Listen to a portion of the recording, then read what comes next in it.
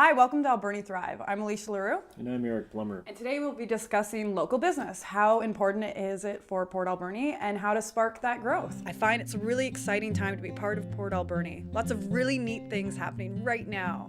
There's this critical period that Port Alberni is going through right now where it's trying to rediscover itself. And there's a lot of discussion about what works for Port Alberni, what's great about Port Alberni, what needs to be changed in Port Alberni.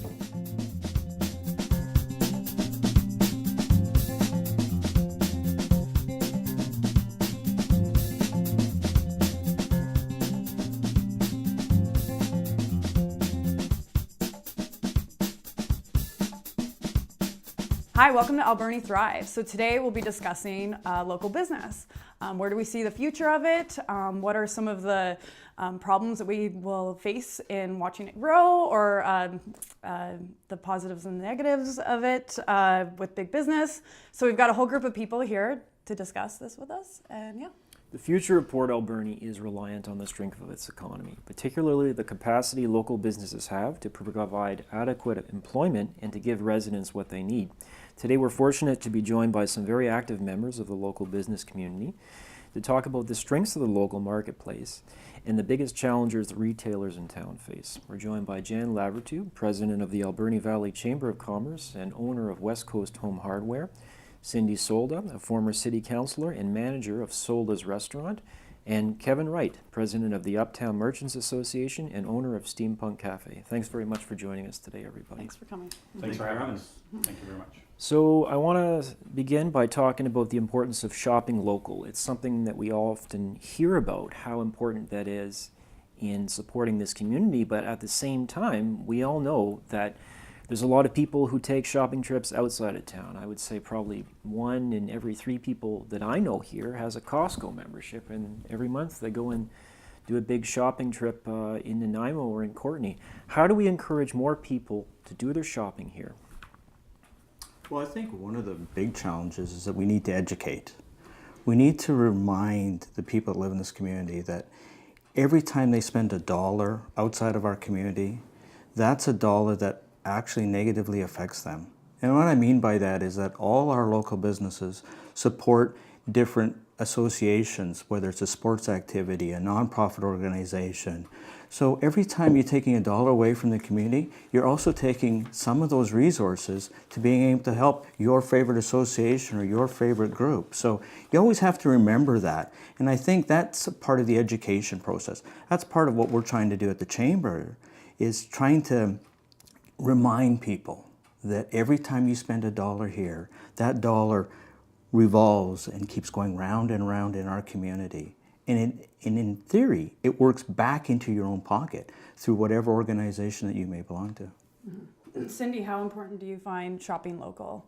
I think it's important, but I also think look at variety. Variety is important in stores. I mean, if you were looking at a size plus store, there's not many size plus stores. So of course you need a variety of stores that will sell to the person, I think.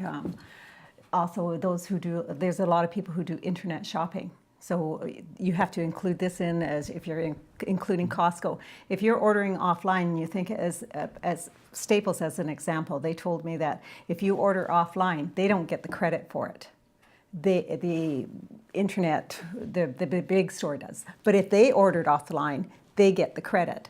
So it's for anything like that. If you're shopping anywhere, you need to have variety. You need, the customer service is really important. Mm-hmm. In some of these box stores, you don't get that customer service. So I think that's where that's got to come. And of course, location. A lot of people look at location, but you got to be fair too. There's a lot of people that do go out of town because they need to get out of town. You know, you've been here in town for like 3 or 4 months and you haven't been out. You need to just let loose sometimes. Right. Mm-hmm. At the same time, if there's a couple of things that I need to get, some hard to find books or clothing, how can the local merchants encourage people to shop here other than just saying it's good for the community? You have any ideas about that, Kevin? Well, yeah, there's some programs that we actually had initiated with the city that we're still kind of tentatively working on. They're being distracted a bit by a lot of the stuff that's going on. But the Sprout program in its initial format was basically the idea that we'd be able to build small boutique style businesses under a smaller financial footprint, making it more effective to be able to start those businesses and be more diverse. And a lot of the programming also is about trying to build an enterprise center, an entrepreneur center, that I've been trying to get the council and others to have time to look at. The model is based on programs in Ontario that have flourished in those communities that are very much industrial based, that are very much like ourselves, like Barrie and so forth, who have taken the initiative to start going into their community and devise and divine what businesses they really do need to help their economy kind of start hitting the right numbers that they like to see. And we're not doing that. We're not, and I'm not trying to reinvent the wheel, so to speak. I'm not trying to make a new program. I'm trying to expose an existing program happening in other provinces here to allow us to have a better foothold and get started on those types of things. Port Alberni, I think that we can all agree that Port Alberni is a beautiful place to live. Yeah. But there's not as many jobs here as a lot of other places, and often with initiatives and developments, what we hear is that it will bring jobs here. That's what a lot of people are looking for, is jobs. But sometimes you have to create your own jobs, and some people take that on. Local entrepreneurs would spark the economy, but what is the best way to encourage that? Do you have any ideas?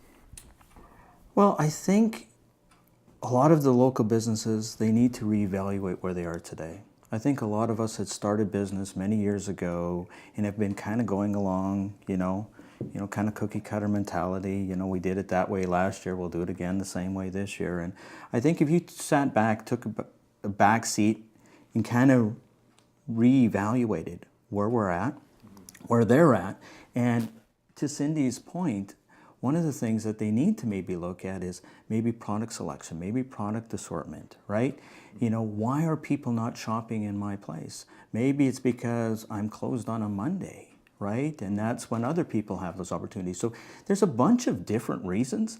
And I think if they just kind of take a step back and view their business as they were a customer and say, would I shop here? Am I getting the level of service that I want? Am I getting the product selection that I want? And I think all of us need to do that. And I don't care whether you're a larger business or a two-person business. I think we all need to do that. On the topic of reevaluation, Cindy, you've been managing a business here for quite some time. You've owned other businesses in the past, I believe. What are some of the biggest changes that you've seen over the last generation or so in the Port Alberni marketplace? Well, I grew up in a family business, and it was in the 70s, and it did very, very well. And so the changes, the malls have changed too, and people aren't going in a bigger center like Nanaimo. There is the box stores, but here the mall's gone, and everybody wants the mall. Everybody would love to have a mall, but it's not like that anymore. It's a one-stop shop. They don't. You'll go to a grocery store now. You can go to the drugstore there, and you can go different areas. So, and of course, they're separate. They're attached to a mall, but you have a separate entrance. So the businesses have changed just in some of the customer services, just in businesses. Look on 3rd Avenue. Mm-hmm. I mean, this was a thriving area at one time. It's not now. But I do see a lot of businesses opening, small little boutique businesses like Kevin talked about in that. And you see a lot more happening. There's younger families moving here where they want to open up the businesses. But there's a lot more home-based businesses than there was in the past. Well, and you mentioned big box stores. Mm-hmm. Now, what effect would you say that Walmart has had on this community? Is it putting local merchants at an unfair disadvantage? Well, one of the things that you have to look at with Walmart, and we've had these discussions quite often with other business modeling when we're looking at it, Walmart is not providing a lot of the product and the quality product that is perceived by the community. There's a lot of people I've been hearing lately who are making the trip to Nanaimo now because the product they're receiving from Walmart is not up to the levels that they expect to be paying for. So there is a kind of a silver lining with Walmart to that degree, because we do have people who are staying in town because they have a Walmart to attend, and then they're shopping at our Canadian Tire and they're shopping at our Home Hardware, as opposed to going down to Nanaimo to go to that Walmart and then going to that Canadian Tire down there. So there is a kind of a saving grace to them being here to that degree. The issue we have, of course, is a lot of businesses feel that they can't compete, and I'll be honest with you, you cannot compete with Walmart on any level. If you try to bring in a product that is going to be straight up comparable to what they're trying to sell, you will fail miserably at it. But that's because they have a buying power and they have a mentality of, taking that market share away. So They're open until 10 o'clock at night. Yeah. You can find practically anything. Yes. almost anything there for relatively cheap. How does a local merchant possibly Well, you don't deal with that? Well, you don't compete on them on their playing field. That's the trick. You bring in, you work on the services, you work on better customer service, you work on better quality product.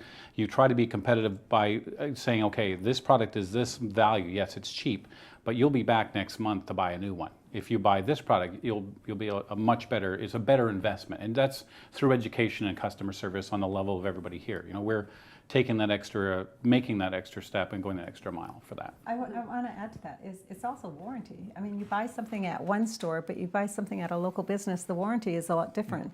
I can take it back to Home Hardware as an example and say, hey, something's wrong with the product. I know it'll be looked after. Sometimes in the box stores it doesn't work that way. It's a lot harder and you got to go through a lot of more steps to where in a local business they'll actually, a light as an example, Home Hardware didn't work for me. I took it back and it's fine because they actually took me through the steps. We're talking about customer service. Is customer service possibly not as important in the minds of some shoppers as it once was? A lot of people just do their shopping online because they know what they want.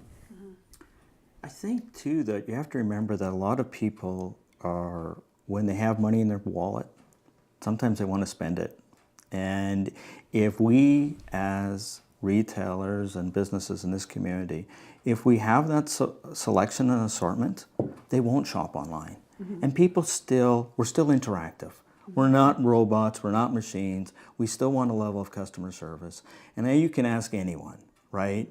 And you hear about certain businesses that they don't like to go to because of customer service. They may go there because of convenience or because of the selection, but they may not go because of customer service. Yeah. And I think that's the key. If you want to be a small independent business, provide that level of customer service. And you may not have everything that customer is looking for, but do your damnedest to make sure that you're willing to go above and beyond to get that product for that customer. Because, you bring up a good point, because sometimes, I don't like to go to Walmart, but sometimes I have to, because it's the only thing that it's the only place I can go to get what I need right close by. So then this brings up another question. How do you spark more local businesses wanting to set up shop here? Kevin? Well, one of the things that we're looking at, again, with the Entrepreneur Center, the Enterprise Center, the idea behind it is actually to build a program where you can actually qualify and quantify the needs of the community. We have needs, we have wants, and we have dreams. And every business has a different level of input. If you start out with a need business, the community needs this business. The amount of effort in order to get that business up and running is much less than, say, a want business. A want business would be another coffee shop or a martini bar or Do you find things this information through asking consumers, or where do you get the information between what do you need and what do we want? That's why I said that the city has to start these types of programs where they can actually start divining a little bit. But there are things that you can easily tell we need. And when you talk to people about what we want, and the dream ones would be like water slide parks and those types of things. The things that would be awesome. However, the level of time it would take to get, the amount of money would be invested, the amount of danger and permits and everything else involved in those dream businesses, those things we really, really want and desire, make them a far off thing, and we need things that are much more now. And the problem I have when I'm talking to some people who want to open businesses, they don't really take the time to look at whether or not their business is a dream, or if it's a want, or if it's a need. And when I try to talk them down into the need level, it's not as glamorous. They don't want to do something that's not like, I want to show off with this business. But if you go with a need business, something that the community needs and will find, you don't have to work so hard to get them to come and get that product. They will succeed much more readily with less effort and lower investment. And it's That's key. Yep. But it's education and it's understanding of which businesses we need. And we can glean that out because we can just go through and look at other communities of similar size and kind of determine what businesses are successful in a similar market, and then bring them here and go, okay, then start to educate the community and saying, this is what we need. Is anybody willing to open one of these? And we can give you a level of success that might actually work. Definitely, right? I think education is key. Yeah. With that, we're going to go to a break, and we'll be right back with the same topic. So stay tuned.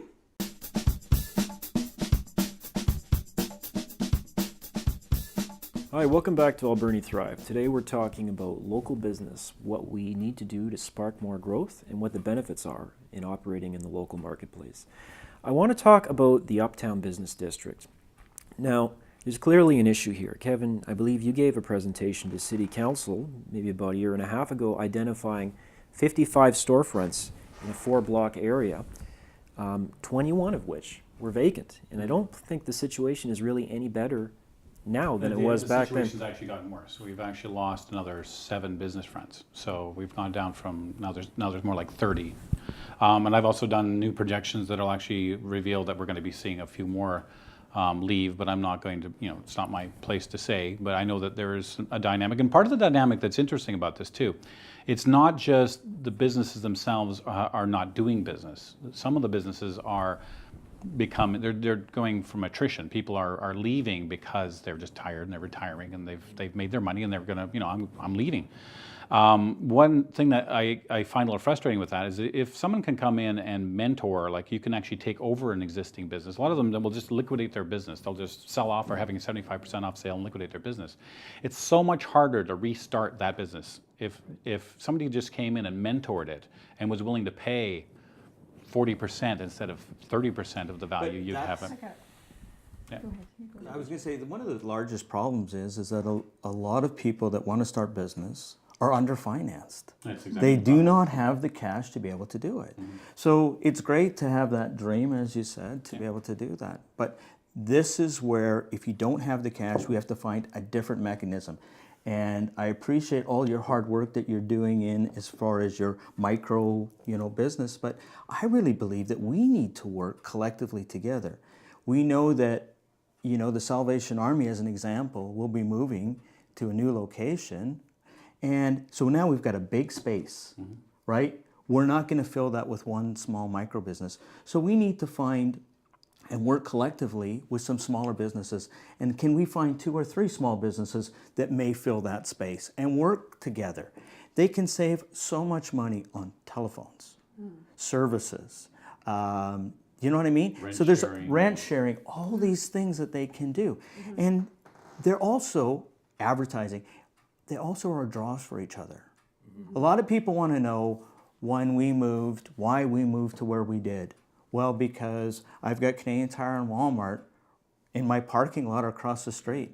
They're my biggest draw. Right. They're advertising, they're pulling people into the community. So is it a case that one area is actually taking customers from another area? I mean, we only have... I don't see that as an issue. I think what the dynamic is different. What I've been trying to achieve uptown is more of a shopping district more than in a more boutique. And the reason why I'm using boutique is boutique is the kind of style that I like to see. And I'm not disagreeing with you, Jen. Like that space is 8,500 square feet. And that would not be something I would recommend just being a false facade. It would be something where I would like to see 2 or 3, much like what's happening with the Honenstrop and Cloud City. Absolutely. They are Perfect a great sympathetic group. It's something that you wouldn't necessarily stand back and go, that's a great idea. We'll put a barbershop in the back of a t-shirt shop. But because they have a similar style and a similar aesthetic and they work with each other, they help out, right? And so then they're next to Flandangles, which already has a significant draw. So these are the types of things that I'd like to advance, and that's why the idea behind microbusiness, and you're absolutely right, the financial end is the difficulty, and the startup cost is the difficulty, and we have 30 empty stores in just the 4-block radius that will be empty, and they have a significant amount of investment to bring them up to the codes that the city requires, the handicap accessibility, the fire codes, all those things that have been left until the new leaser takes over. And that's a financial burden, right? Can I just add to that? Yeah. Is that the problem is absentee landlords. They don't care what the building looks like. They just bought it as an investment or they left, period. If you clean up the uptown, which you have tried, and I do want to commend you on that, and the city has been in contact with absentee landlords in the past to clean it up, and the perfect example is that the people who are renting are actually doing the work. Now the city has incentives to clean up the buildings. Have they taken any interest? Have you seen anything changed since this new incentive came out? No, there hasn't been any changes up the uptown because of absentee landlords. Got to get out there to the government, got to start working on the government and doing lobbying to make that changes. I agree with regarding the financing and businesses in the old days, you could just open up the store and nuts and bolts it, and there you go. You got, the red tape wasn't there. There's a lot more red tape to go through it. Although streamlining to the city it's easier. It's a little easier. I will tell you that, because that when I was there, that was one of the biggest complaints we had. So we were trying to streamline. A lot easier opening up a business here than in other communities.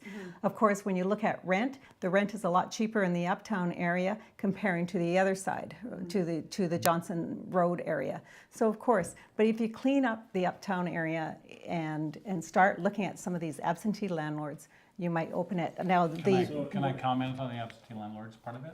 Yeah. Okay, so one of the dynamics you have to look at, that this is actually a business. These buildings are not just a project for these people. These people have purchased these buildings for a financial return, and I get that.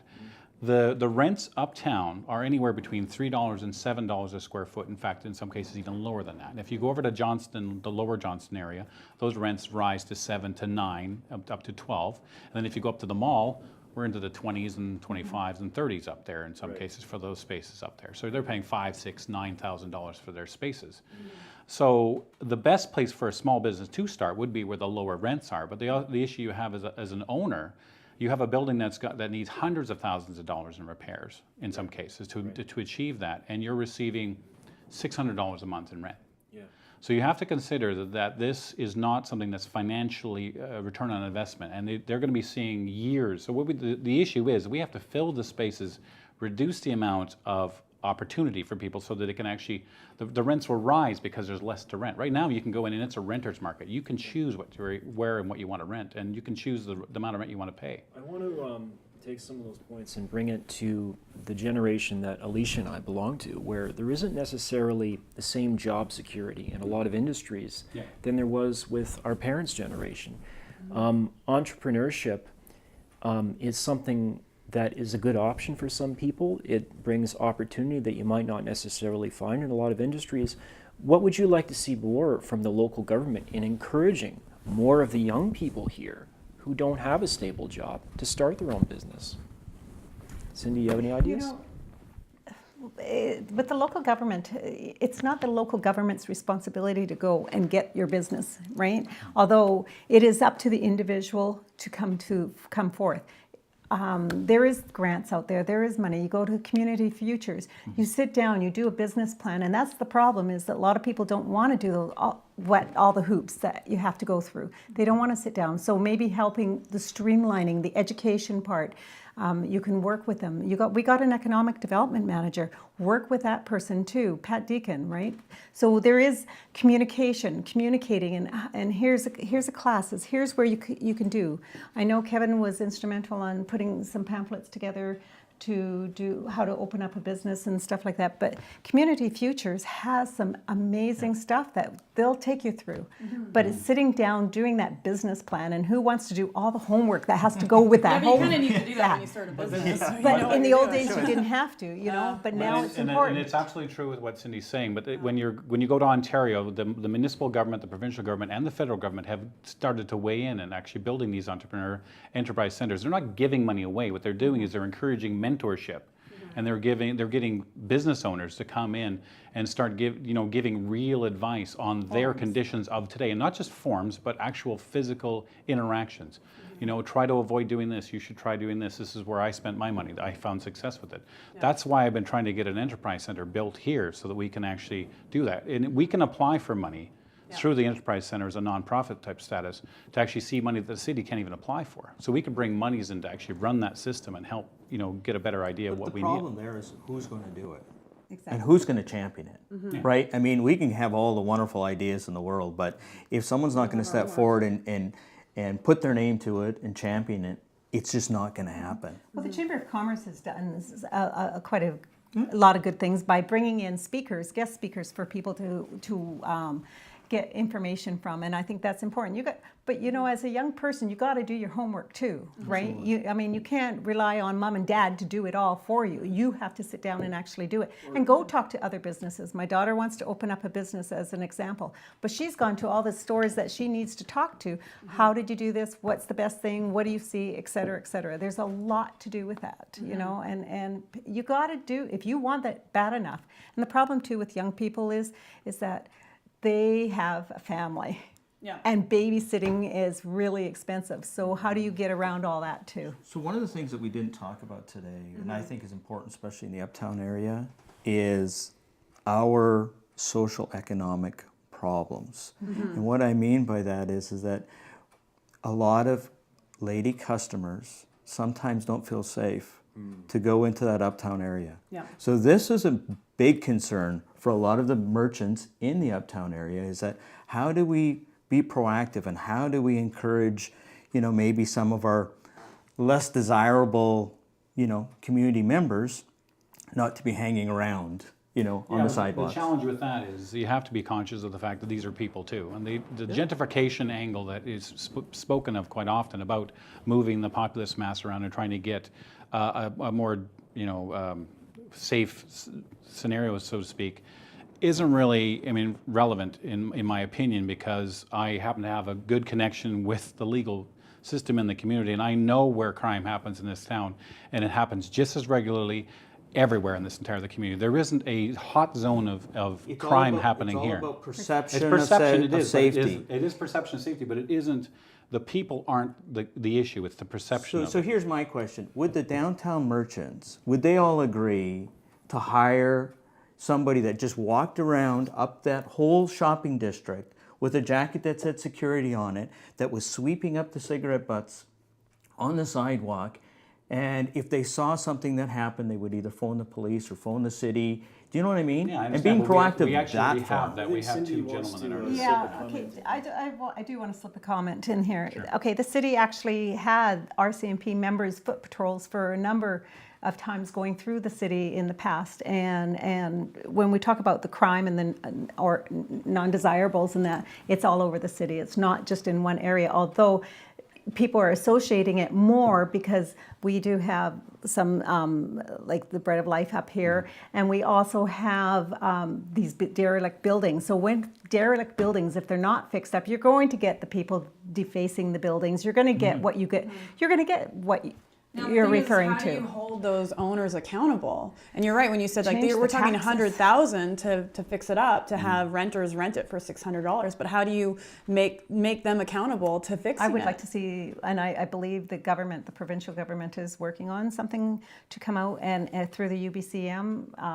I haven't been following it in the last couple of years, but there has been discussions regarding changing the taxes. You have a derelict building, empty building, we're going to bump your taxes up there, so there might be a tax format. Fix it up, because then now they're spending all their money on taxes. If I have to spend so much money on my taxes, where opposed to here I am paying $200, now I got to pay $5,000. There's a big difference there.